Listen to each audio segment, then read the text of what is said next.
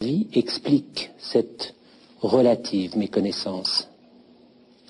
Tout d'abord, M. Mitterrand, je tenais à vous dire combien, chaque fois que cela m'est possible de suivre vos émissions, combien je les ai trouvées marquées par la volonté de savoir, de faire savoir, et surtout, et dans cette quête du savoir, une certaine pudeur, qui n'est autre chose que le respect des autres.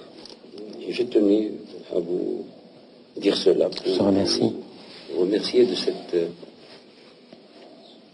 cet aspect parnassien, car une des qualités de l'islam, c'est la pudeur.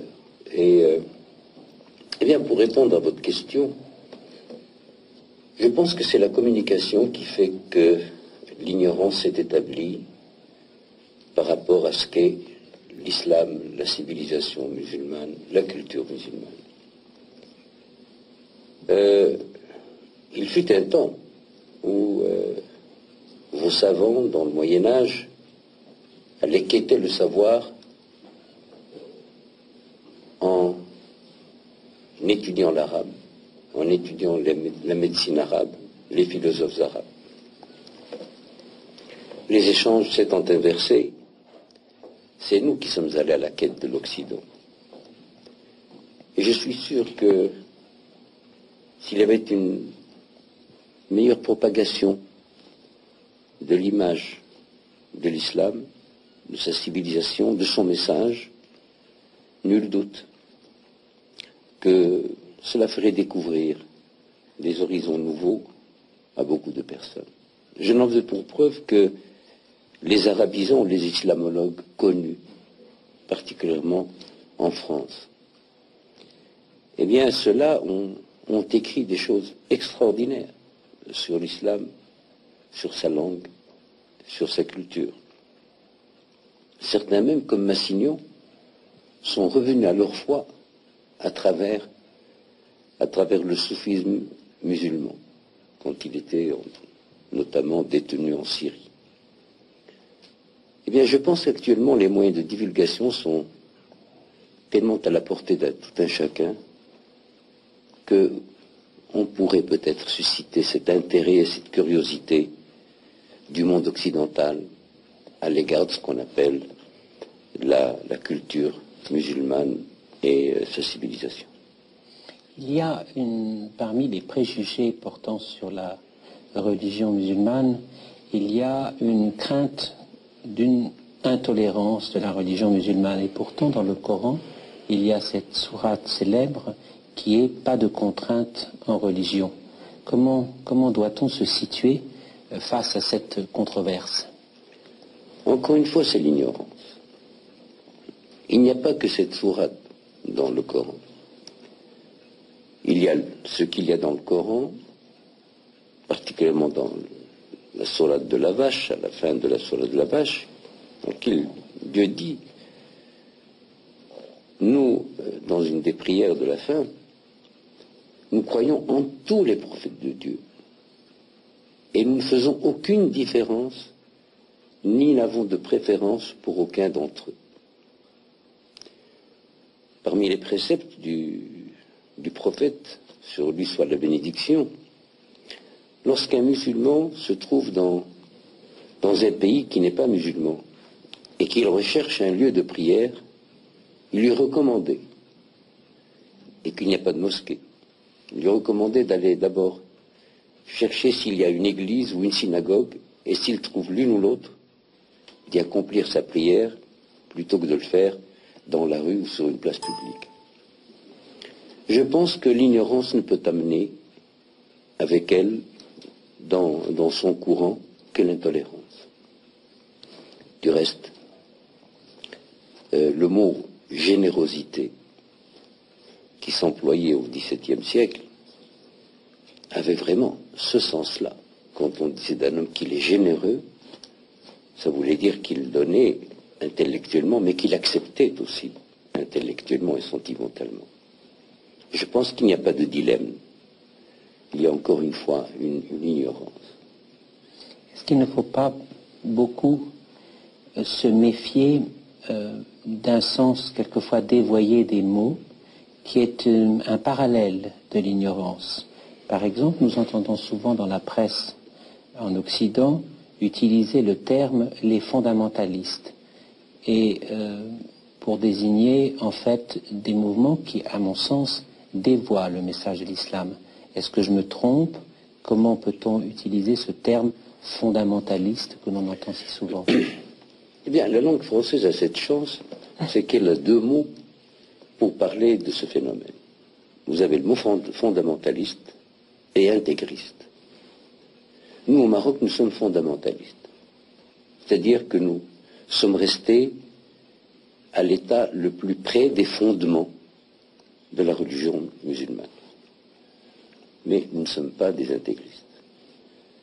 Par contre, en anglais, il n'y a que le mot fondamentaliste. Il n'y a pas le mot intégriste et fondamentaliste.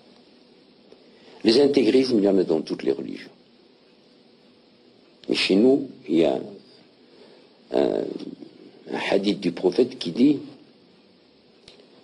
la religion est facile, n'en faites point quelque chose de difficile, car si vous veniez à la suivre à la lettre, elle vous vaincrait à la fin.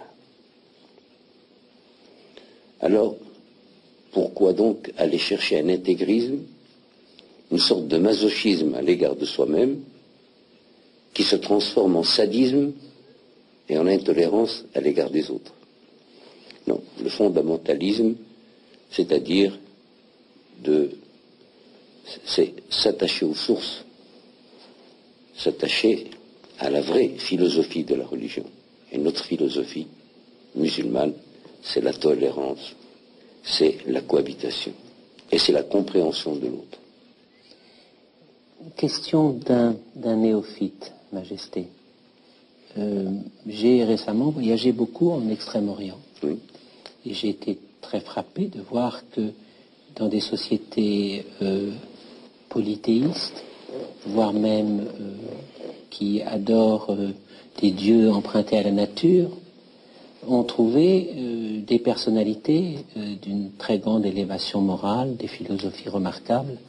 Est-ce que la religion est par essence monothéiste, ou est-ce que l'on peut admettre que le besoin de Dieu, la recherche de Dieu, est en elle-même suffisamment intéressante pour que l'homme s'anoblisse dans cette recherche? Dans la religion musulmane, comme dans la religion chrétienne, comme dans la religion hébraïque, la recherche du perfectionnement vers la connaissance de Dieu n'est pas interdite, bien au contraire, elle est encouragée. Mais elle ne saurait être que pour mieux connaître l'être unique, le Dieu unique. Ce qui caractérise les trois religions révélées, c'est d'abord que sur le plan de la concaténation historique, elles descendent toutes de par leur prophète d'Abraham, et qu'elles sont pour le Dieu unique. Mais le Dieu unique n'est pas un Dieu inique.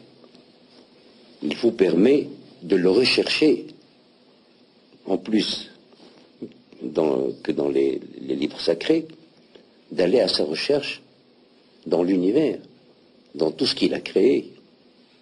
Et je pense qu'il n'y a pas de contradiction entre la recherche de Dieu dans les livres saints et la recherche de Dieu dans l'univers. Bien au contraire, on adore Dieu, on contemple Dieu dans ce qu'il a créé.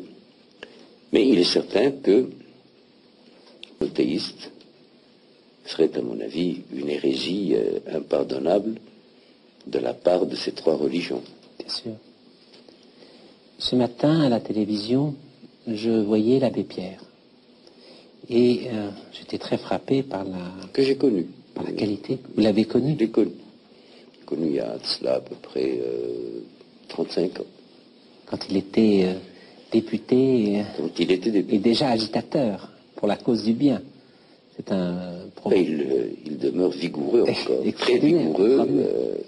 Est-ce qu'un homme comme ça, intéresse le pratiquant que vous êtes, sire? Ah, mais naturellement, non seulement il m'intéresse, mais je le suis. Je le suis dans toutes ses émissions, dans toutes ses actions, car en définitive, qu'est-ce qu'il prêche? Il prêche la vigilance. Il ne faut pas s'endormir. Il prêche le fait d'être présent avant que l'événement ne survienne. Il prêche la connaissance poussée au maximum des besoins dans lesquels peut se trouver le nécessiteux.